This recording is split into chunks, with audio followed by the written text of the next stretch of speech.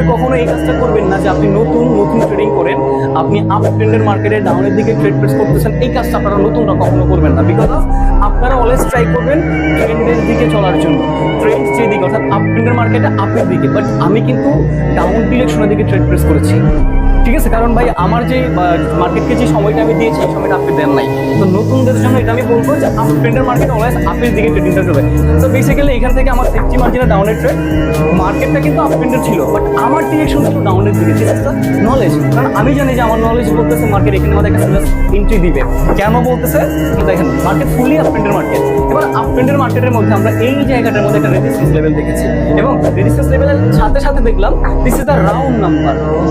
এখন যদি কেউ প্রশ্ন করেন ভাই রাউন্ড নাম্বার কি, তাহলে আমার টিকটকের অন্য একটা ভিডিওতে রাউন্ড নাম্বার কি, কিভাবে রাউন্ড নাম্বার ধরে ট্রেড করতে হয় সেটা দেওয়া আছে। যদি টিকটকের শর্ট ভিডিও না বুঝেন তাহলে আমার ইউটিউব চ্যানেলে চলে যান, ইউটিউব চ্যানেল থেকে ফুল ভিডিওটা দেখে আসেন যে রাউন্ড নাম্বারটা কি। ওকে, এরপরে আমার এখানে টপিক হচ্ছে সাপোর্ট অ্যান্ড রেজিস্ট্যান্স। টিকটকে সাপোর্ট অ্যান্ড রেজিস্ট্যান্সের ভিডিও দেওয়া আছে, শর্ট ভিডিও না দেখলে আমার ইউটিউবে অ্যাগেন চলে যান, সাপোর্ট অ্যান্ড রেজিস্ট্যান্সের ফুল ভিডিও দেওয়া আছে। সো আপনি এগুলো দেখে নতুন কিছু শিখেন।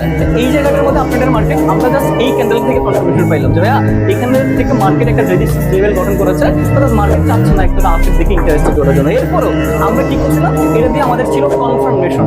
আমরা কি করতেছিলাম যে আমাদের কনফার্মেশন খুঁজতেছিলাম যে এই ক্যান্ডেলটা ছিল আমাদের জন্য কনফার্মেশন। দেখলাম যে মার্কেট এই লেভেল থেকে ব্রেকআউট করে যেতে পারতেছে না, লাস্ট মোমেন্টে এই ক্যান্ডেলটা আমাদেরকে কনফার্মেশন দিয়ে গেছে, এই ক্যান্ডেলটা আমাদেরকে কনফার্মেশন দিয়ে গেছে। আচ্ছা, এখানে যে একটা রাউন্ড নাম্বার ছিল, এই রাউন্ড নাম্বারটাকে মার্কেট ব্রেকআউট করে উপর দিকে যেতে পারতেছে না, অর্থাৎ বায়ার্সরা ওই প্রাইসটার থেকে বেশি উপরের লেভেলে নিয়ে যাওয়ার জন্য কি ইচ্ছা পোষণ করতেছে না। তার মানে এখানে যেহেতু পাইলাম যে বায়ার্স অতটা ইন্টারেস্টেড না যে এই মার্কেটের প্রাইসটাকে আরো বেশি উপরে নেওয়ার জন্য। তার মানে কি এই ক্যান্ডেলটা ফুললি ডাউনের প্রেশার দিয়ে গেছে, মার্কেট এখানে ছিল বাট ক্যান্ডেল ফুললি ডাউনের প্রেশার, বোথ আপ ট্রেন্ডের মার্কেট।